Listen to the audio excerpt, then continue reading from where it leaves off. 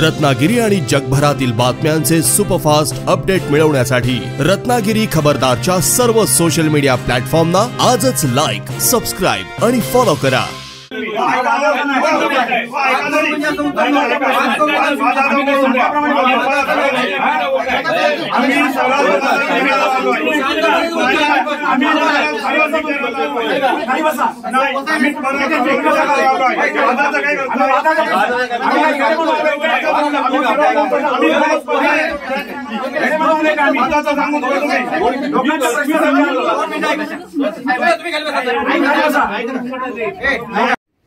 आज रोजी शहराची जी परिस्थिती आहे ती परिस्थिती आम्ही बोलायच्या अगोदर तुम्ही आम्हाला जर सांगितली तर आम्हाला कळेल की तुम्हाला किती माहिती आहे आणि त्याच्यानंतर आम्ही आमच्या सगळे प्रॉब्लेम सांगतो। तुम्ही आल्यानंतर किती महिने झाले साधारण तुम्ही इथे आल्यानंतर? 2 महिने झाले। 2 महिन्यामध्ये आल्यानंतर तुम्ही शहरामध्ये काय काय तुम्ही पाहिलंय आणि तुमच्या निदर्शनास काय काय तेवढं जरा आम्हाला प्लीज सांगा आणि त्याच्यातून काय राहून गेले असेल तर आम्ही तुम्हाला परत सांगतो। थोडक्यात फक्त सांगतो साहेब की आता जे आपलं काम चालू आहे ना, नगरपालिकेचे कामकाज सगळं चालू आहे, 100% कंप्लेंट्स ऐकवायच्या ना कामाला सगळ्या गोष्टी, स्वच्छतेपासून पाण्याच्या लाईन पासून रस्त्यापर्यंत तुमचं 100% कंप्लेंट्स आहे का? 100% राहू देत। तुम्ही त्यात सॅटिस्फाय आहे का तुमच्या कामाबद्दल, नगरपालिकेच्या कामाबद्दल? तालुक्यात नगरपालिका आहे ना 1886 साली स्थापन झाली। आज ना 114 अधिक हे 25 जवळजवळ 140-139 वर्ष झाली, बरोबर आहे। तुम्हाला या शहराचा इतिहास माहिती 140 वर्षाचा, मला माहिती आहे 2 महिन्याचा। तुम्ही मला सांगा तुमच्या अडचणी काय आहेत, आमच्याकडनं समाधानकारक उत्तर देण्याचा प्रयत्न करतो। एकच मध्ये बोलतो मी तर आम्ही काय सांगतोय ना तेवढं फक्त जरा पेपरवर येऊ देत। ठीक आहे, काय अडचण नाही, तेवढं पेपरवर येऊ देत। पण आम्ही आता निदर्शन आणून दिलं तसे नागरिकांचे पण भरपूर कंप्लेंट्स आहेत। आता तुमच्याकडे स्मार्ट सिटी होते, तुम्हाला निधी भरपूर पालकमंत्री देत आहेत, बरोबर ना? त्याचं नियोजन तुम्ही करता का व्यवस्थित? आज लाईटची गरज नसताना सुद्धा तुम्ही बऱ्याच ठिकाणी तुमची लाईटची कामं चालू आहेत, बऱ्याच ठिकाणी गरज नसताना गरज आहे ना। आमचे नितीन दळेकर नाही, मला काय म्हणायचं, नुसतं बॅनर लावले की झालं का स्वच्छ? नाही, बॅनर लावून स्वच्छ काहीच होत नाही। काय नुसते पैसे खायला बॅनर लावताय काय? प्रॅक्टिकल काम होतंय का तुमचं? मला सांगा, एक दिवस गेला तुमचं एसआय कुठे आहे, नरेंद्र कुठे आहे? त्याला पण विचारा आणि तुम्हाला पण स्वतः त्रास आहे ना माझा? कसं साहेब, आता लोक मोठ्या प्रमाणात झाडी तोच बघा, ते मान्य करतो मी, झाडीचं मान्य करतो, त्यात मला सहकार्य आमचं करून घ्या। हे तर सत्य आहे ना की बाबा झाडी तोडतायत, आम्ही त्याच्यात तुम्हाला सहकार्य करतो ना। आम्ही तुम्हाला स्वतःहून सांगितलं, कालपासून आपण रोज गाडी लावलेली आहे, बरोबर ना? तुम्हाला आज मी तुम्हाला पार्क ओपेलचा एरिया साफ करायला सांगतोय, किती दिवस झाले? या भागात कोणी येतच नाही आमच्या भागात। नाही, दुपारी आहे ना, दुपारी गाडी लावली आपण, दुपारी 2 नंतर गाडी, किती ट्रिप होता तो? बघा साहेब, ऐका तुम्ही, एक ट्रिप होती। एक ट्रिपनी शहर स्वच्छ होणार आहे का? जे चालू झाले ते ऑलरेडी आधी पूर्ण झालेत का सगळे कॉन्क्रीट रोड? नाही, काही प्रमाणात काम बाकी आहे। काही प्रमाणात कुठले रोड बाकी ते जर तुम्ही मला सांगितलं तर चालेल। बांधकाम विभाग आपल्या पीडब्ल्यूडी रेस्ट हाऊस पासूनचा जो आठवडाभर जातो तो एक बाकी आहे आणि आपला जो थिबा पॅलेसकडे जातो तो एक रस्ता बाकी। खालचे आता राहिलेला एका साईडने स्टँडच्या इथला मग त्या रोडची पूर्ण करायची कालावधी कधी होता? कोणत्या सालीमध्ये ते काम पूर्ण करायचं होतं? माझ्याकडे ऑलरेडी माहितीच्या अधिकार घेतले म्हणून बोलतो तुमच्याकडे। ते साधारण कधी होतं, कोणत्या सालामध्ये होतं? 25/5/2000 किती होतं? मुदतवाढ वगैरे दिलेली, ती मुदतवाढ किती महिन्याची दिली? सांगतो म्हणजे आता बोला पण त्याचं जे काम आहे ना ते काम आता पावसाळा झाला ना 2 ते 3 महिने। मला एक सांगा, आज मी मगाशी मला विचारण्याचा प्रश्न तोच होता साहेबांना की तुम्ही शहरामध्ये आल्यानंतर ह्या माणसांचं, ह्या अधिकाऱ्यांचं काम काय ते आम्हाला माहिती, त्यांना समजते, तुम्हाला समजते, परंतु आज परटवणा भाग, तर परटवणा भागामध्ये असे खड्डे डोपरावर पडलेले आहेत, गाड्या लोकांच्या आपटतायत, 2 व्हीलर आपटतायत, लोकांचे ऍक्सिडेंट होत आहेत। मग याला सगळे जबाबदार त्या डिपार्टमेंटची माणसं जबाबदार आहेत की नाही? उद्या ऍक्सिडेंट झाल्यानंतर त्याला जबाबदारी तुम्ही स्वीकारताय की नाही? हा सुद्धा प्रश्न येतो त्याच्यामध्ये। पावसाळा चालू झाल्यानंतर तुम्ही हे रोड करणं गरजेचं होतं. आज रोजी तुम्ही ज्या कॉन्ट्रॅक्टरना जे रोडची कामं दिली त्याच्यावरती मुदतवाढ दिल्यानंतर आज त्याच्या साईड पट्ट्या सुद्धा आहेत त्या चुकीच्या पद्धतीने आहेत. ऍक्सिडेंट साहेब होत आहेत. काय ठिकाणी आता सगळ्यात महत्वाचा भाग म्हणजे अख्ख्या तालुक्यामधली येणारी माणसं शहरामध्ये एसटी स्टँडच्या त्या नॅशनलच्या इथे जो वरती भाग केलेला आहे आणि खाली म्हणजे गाडीचं टर्न मारायला माणसाला 15 फूट पुढे जायला लागतं. त्या समजा इन पिरियड मध्ये जर समजा एखाद्या गावातला माणूस त्या गाडीखाली आला तर जबाबदारी कुणी स्वीकारायची? तुम्ही स्वीकारणार की ते कोण स्वीकारणार? ह्या महत्वाच्या गोष्टी बारीक आहेत. आमची कृपा करून मला विनंती आहे की ह्या गोष्टीकडे तुम्ही शहराच्या माध्यमातून लक्ष सूचना असतील ना त्याच्यावर आपण कारवाई पूर्ण करून ओके. दुसरा मुद्दा धुरांचा झालेला आहे. खालच्या भागातल्या मंडळींना लाईट नाहीये, लाईटचे प्रॉब्लेम आहे. त्याच्यानंतर तुम्ही आमच्या तर शहर प्रमुख प्रत्येक महिन्यामध्ये सोमवारी टाकत होते पाण्याच्या संदर्भातले विषय. आपल्याकडे पाणी सुद्धा व्यवस्थित ह्या वर्षभरामध्ये आलेलं नाही. सोमवारचं प्रत्येक सोमवारी तुमचं काम निघत होतं शीळ धरणाचं. म्हणजे दर महिन्याला असे तुम्ही 365 दिवसामध्ये किती दिवस तुम्ही काम करता? तसं तुम्ही बोलाल ना, बघा यंत्रणा आहे मेंटेनन्स साठी काही ना काही वेळ हा नाही आपण मान्य करू. यंत्रणा आहे मान्य करू आपण. थोडा ना फार त्याच्यामध्ये असतो. आज तुम्ही मेट्रो शहरात जरी गेले तरी तुम्हाला आठवड्यात एखादा दिवस आले आठवड्याच्या पुढचा दर सोमवारी असू दे. ते मेंटेनन्स आपण मान्य करू. एक ग्राह्य धरून तुम्ही मेंटेनन्स साठी करत होतो. आज आहे तुम्ही मारुती मंदिर ते जेल रोड ह्या तुमच्या जेल नाक्यापर्यंतच्या पाईपलाईनची जी आता दुरावस्था आहे ते पाईपलाईन फुटतात त्याची जबाबदारी कोणाची आहे? जे काय तुमचं काम चालू होतं मध्यंतरी बघितलं आम्ही महानाक्यात वगैरे किंवा पुढे मारुती मंदिर आणि महानाक्याच्या मध्ये ही सगळी जबाबदारी कोणाची आहे? आणि पाईपलाईन फुटतात कशा? नवीन पाईपलाईन आहे ना, ही जबाबदारी कोणाची आहे? योजना कंप्लीट झाल्यानंतर तिला काहीतरी टाइम पिरियड असेल ना, काहीतरी ती चालली पाहिजे किती वर्ष, त्याचा मेंटेनन्स कोण करणार आहे? कॉन्ट्रॅक्टरने किती त्याचं हे घेतलेलं आहे की बाबा जबाबदारी सगळ्या गोष्टी उपलब्ध आहेत ना. मग ती पाईपलाईन फुटते ती जबाबदारी कोण घेते? नगरपालिकाच घेईल. नगरपालिकेची पाईपलाईन आहे तर नगरपालिकाच बनवते. पण ते आता बरोबर आहे ना. मग ज्यांनी काम केलं, उद्या मी तुम्हाला बिल्डिंग बांधून दिली दुसऱ्या दिवशी पडली, नगरपालिका असू दे. त्याच्या जर कधी डिफेक्ट लायबिलिटी ऐका ना, मी तुमचंच उत्तर देतो. मग तुमचा प्रश्न लक्षात आला. डिफेक्ट लायबिलिटी पिरियड मध्ये जर कधी ते काम असेल तर ते संबंधित ठेकेदाराकडनं किंवा एजन्सीकडनं आपण करून घेण्याचं काम करू. पण ते सोडण्याचं टायमिंग बरोबर आहे. सोडण्याचं टायमिंग पहिलं होतं ते, आत्ताचं टायमिंग त्याचं कोण बघतो सगळं? आता कोण आहे पाहते? आहेत काही ते आता साळवी स्टॉप पासून मारुती मंदिर पर्यंत पाण्याचा आता प्रचंड म्हणजे आता लोक अशी सांगायला लागली की जुनी पाईपलाईन होती ना बरी होती. 6:30 पाणी सोडलं जातं. कुठे आहेत ना 6:30 पाणी सोडलं जातं. पाणी किती वेळ सोडतो मी? काय टाइम पिरियडला काय आहे? 1 ते 1.5 तास पाणी बरोबर ना. 1 ते 1.5 तास सोडायला पाहिजे ना, बरोबर ना. 6:30 पाणी सोडलं जातं, 7:30 बंद केलं जातं. पाणी घरापर्यंत पोहोचेपर्यंत त्याचा प्रेशर नसतो, त्याला बारीक बारीक पाणी पडत असतं. 7 पर्यंत प्रेशर येतो, 7:30 पाणी बंद होतं. म्हणजे हे पाण्याचे महत्वाचे मुद्दे आहेत त्याचे मेन्शन करून घ्या आणि त्याच्यावर कारवाई तर व्हायलाच पाहिजे. तुमचे लाईनमॅन जागेवर असतात का? वॉल चालू करायचा आणि निघून जायचं. आता दुसरा मुद्दा परत हा तुमच्या लक्षात आला. पाण्याचा विषय अजून संपलेला नाही. अजून आता खालच्या भागामधली पाईपलाईन जी आहे ना, सगळी शहरात सगळी पाईपलाईन टाकून झाली ना. आता पाणी बिलाचा विषय जो आहे, पाणी बिल आपण वसूल करतो बरोबर ना. त्याची केंद्र आपली कुठे कुठे आहेत? मारुती मंदिरला बरोबर ना. लोकांना पाणी बिल जातं बघा.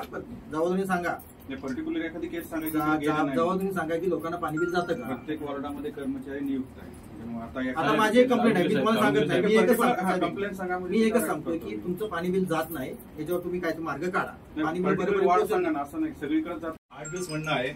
पण आम्ही म्हणतो तुम्हाला काही यंत्रणा काय कमी पडत असेल तर तुम्ही त्या 15 दिवसामध्ये पाऊस आहे म्हणून आम्ही बऱ्याच दिवस आम्ही गेल्या महिन्यात लोकांना चांगली सेवा द्या. कारण लोकांना सेवा देण्याचा अधिकार आहे. कारण लोक काय फुकट येत नाही. लोकांकडे सगळे कर आपण वसूल करतो. अगदी शैक्षणिक कर वसूल करतो, वृक्ष कर वसूल करतो, घरगुती सगळे कर वसूल करतो, जबाबदारी येतो. आणि शहरामध्ये एवढा जो निधी येतो मग तो निधी जातो कुठे हा प्रश्न लोकांना पडतो. लोक काय म्हणतात की फक्त इलेक्शनला तुम्ही येताय का? असं नाहीये ना. का आम्ही इलेक्शनसाठी नाही येऊ. आम्ही तुम्ही जसे जनतेचे सेवक आहात तसे सुद्धा आम्हाला सुद्धा सेवा करायची संधी दिलेली आहे लोकांनी. ते तुम्ही घ्या असं आमचं प्रामाणिक म्हणणं आहे. आम्ही हे सगळं प्रकरण घेऊन गेल्या महिन्यात येणार. पण आम्हाला पण दिसतंय पाऊस भरपूर होता कुठे उगीच पण ते आम्हाला त्रास होतो त्याचा. आणि बघा हे फोटो सगळं दिलेले 2 महिन्यापूर्वी दिलेत. पोच आहे. त्याच्यानंतर परत आम्ही यांच्या कलेक्टर साहेबांना दिला आणि एसपीना पण दिलेलं आहे. आता बघा ना. आणि दुसरं एक गटर आहे इथे आहे सीएनजीचे इथे यायला लागतंय नगर परिषद मध्ये भांडायला. ऍक्सिडेंट होणे, लोकांना त्रास देणे, हा जर नगर परिषदचा फंडा असेल तर याच्यावरती जन आंदोलन करणं हे आम्हाला गरजेचं आहे.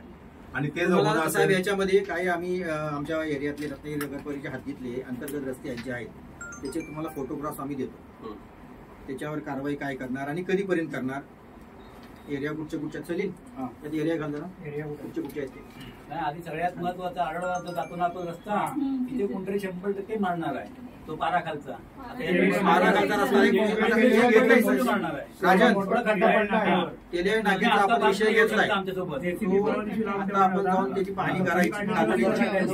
राजन बरोबर साहेबांना सांगूया आपण की आता आपण जाऊन पाहणी करूया. नाक्यावर जो काय आता प्रकार आहे, 2 रस्ते आलेत, मधला भाग आपण केलेला नाही, तिथे पडलाय खड्डा मोठा. रिक्षावाले त्या साईडनी जातात दुसऱ्या रोडनी, दुसऱ्याच्या बाजूने रॉंग साईडनी. हा तुम्ही तुमच्या अधिकाऱ्यांनी बघितलं की नाही? तुमच्याकडे आता पण कंप्लेंट झाली नाही? दादा कंप्लेंट त्याची आली का तुमच्याकडे? नाका कालच जेसीबी होतं तिथे, काल काय परवा हे कामच आहे. कधी वरती परत रस्त्यावरती टाकले नाही. आता पाऊस परत आला ना तर परत ती रस्त्यावर खाली जाणार आहे. करून घेतो राजवाड्यामध्ये जर येऊन भेट द्या तुम्हाला आमच्या राजवाड्यात काय परिस्थिती समजेल. भरपूर किंमत आहे म्हणून आम्ही तुमच्या समोर किंमत असली तरी सगळी अवस्था का एकदम एका दिवसात असं चित्र नाही. 5 जर पाऊस पडायच्या अगोदर तुम्हाला जी कामं करायची पाहिजे ती कामं करायचं साहेब. कर्मचाऱ्यांनी चालू आहे साहेब, लोक तुमच्या कर्मचाऱ्यांनी का नाही केली कामं करायची जबाबदारी नाही ना तुमची. मी बोलूच नको का? तुम्ही बोलायलाच पाहिजे. बोलण्यासाठी आम्ही समोर एक विषय घ्या फक्त, तो विषय राहिला. बोलत नाहीये का? प्रत्येक प्रश्नाच्या उत्तरासाठी हा वादाचा प्रश्न नाही.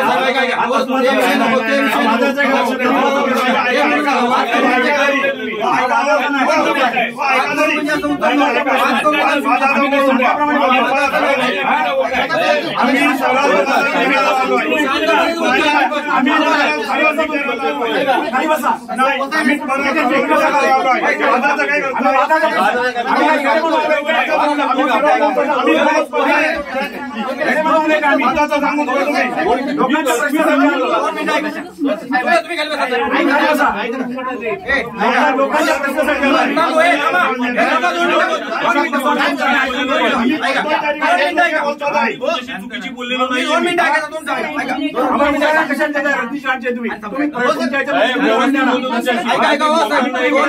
ऐका 2 मिनिटं ऐका, विषय राहू देत. बघा आम्ही लोकांचे प्रश्न घेऊन आलोय, आमचा वैयक्तिक प्रश्न नाही. घरचे प्रश्न आणलेले आहेत.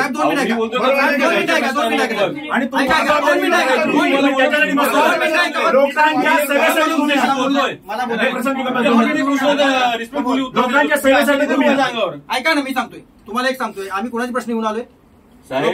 प्रत्येक प्रश्नाला मला एकच विषय, मला एकच सांगायचं आहे. तुम्ही आहात ना सगळे जबाबदार, शहरात खड्डे पडले त्याला आहेत की नाही जबाबदार? आता बघा तुम्हाला आम्ही आमच्या पद्धतीने जातो. लोकांचे खर्च होतात आमचा राग येत असेल आम्ही बोलतो. तुम्ही एका छोट्याशा एवढ्याशा गोष्टीसाठी माझ्या अंगावर उठून येतात. ते उभे राहिले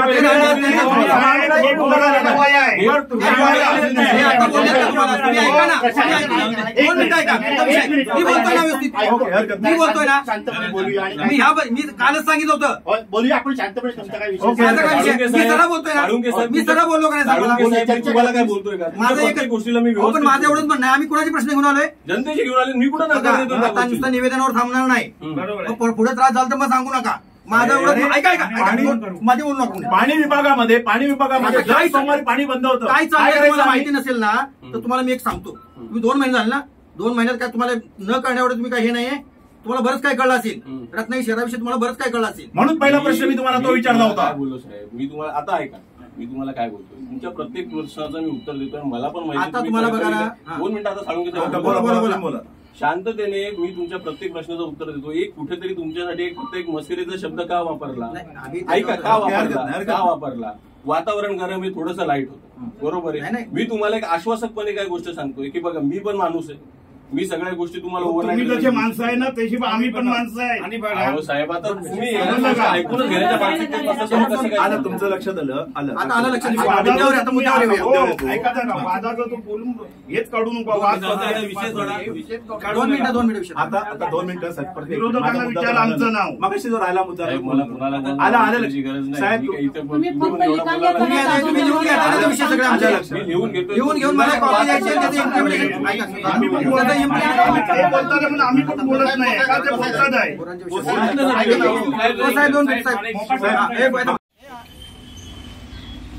सर्व उद्धव बाळासाहेब ठाकरेची सेनेमध्ये आहेत. आम्ही त्यासाठी झालो. हे पण यांची पार्श्वभूमी माहिती आहे का? ओके, बोला ना तुम्ही. नमस्कार. शिवसेना उद्धव बाळासाहेब ठाकरे गट पक्षाच्या निमित्ताने आज रत्नागिरी शहरामध्ये ज्या ज्या समस्या होत्या त्या समस्येच्या माध्यमातून आम्ही नगर परिषदमध्ये धडक सगळी कारवाई करण्यासाठी आम्ही एकत्रित आलो. त्यामध्ये शहर प्रमुख प्रशांत साळुंके, तालुका प्रमुख शेखर गोसाळे, विभाग प्रमुख, उपविभाग प्रमुख, शाखा प्रमुख, महिला पदाधिकारी ही सर्व मंडळी इथे हजर झालेली आहेत. शहरामध्ये अनेक प्रश्न भेडसावत होते. त्या प्रश्नांना आता जे आलेले जे CEO आहेत त्यांच्याकडे आम्ही म्हणणं मांडलं. शहराचे काही गोष्टी अशा आहेत की शहरामध्ये खड्डे पडलेले आहेत, शहरामध्ये पाण्याची व्यवस्था नाही, शहरामध्ये लाईटची व्यवस्था नाही, शहरामध्ये रस्ते अजून सुधारलेले नाही आहेत, शहरामधल्या गुरांचे प्रश्न आहेत, कुत्र्यांचे प्रश्न आहेत. अशा विविध प्रश्नावरती एक साधारण 1.25 तासाच्या आसपास चर्चा झाली. मुख्याधिकाऱ्यांनी आम्हाला आता आश्वासन दिलेलं आहे की 15 दिवसामध्ये आम्ही ह्या सगळ्या गोष्टी पूर्ण करून जनतेसाठी आम्ही देऊ, असं ह्या म्हणण्यानुसार आम्ही ते मान्य केलेलं आहे. आणि त्यांना आम्ही असं सुद्धा म्हटलेलं आहे, जर ह्या 15 दिवसामध्ये जर तुम्ही काही दिलेली सगळं निवेदन आमच्या शहर प्रमुखांच्या माध्यमातून दिलेलं आहे, हे जर तुम्ही पूर्ण केलं नाही तर आम्हाला इथं जन आंदोलन स्वीकारावं लागेल आणि त्याची तुम्हाला जबाबदारी घ्यायला लागेल. आम्ही असा प्रश्न मांडलेला आहे, शहरामध्ये जे खड्डे पडलेले आहेत त्या खड्ड्यामध्ये होणारे लोकांचे ॲक्सिडेंट, त्या ॲक्सिडेंटला जबाबदार कोण, जबाबदारी तुम्हीच स्वीकारली पाहिजे, नगर परिषद या नात्याने, आणि जो कॉन्ट्रॅक्टर कोण असेल त्यांनी ती जबाबदारी स्वीकारली पाहिजे. परंतु असं घडू नये अशी आमची आशा आहे. हे सुद्धा आम्ही त्यांना इथे ठणठावून सांगितलेलं आहे. अशा अनेक प्रश्नांवरती आज रोजी आम्ही सर्व शिवसैनिक, शाखा प्रमुख, उपशाखा प्रमुख, विभाग प्रमुख, सर्व महिला पदाधिकारी इथे आम्ही आज नगर परिषदेत धडक मोर्चा घेऊन इथे आलेलो. त्याची एक आम्हाला कॉपी द्या. जनशक्तीचा बुलंद आवाज म्हणजेच रत्नागिरी खबरदार.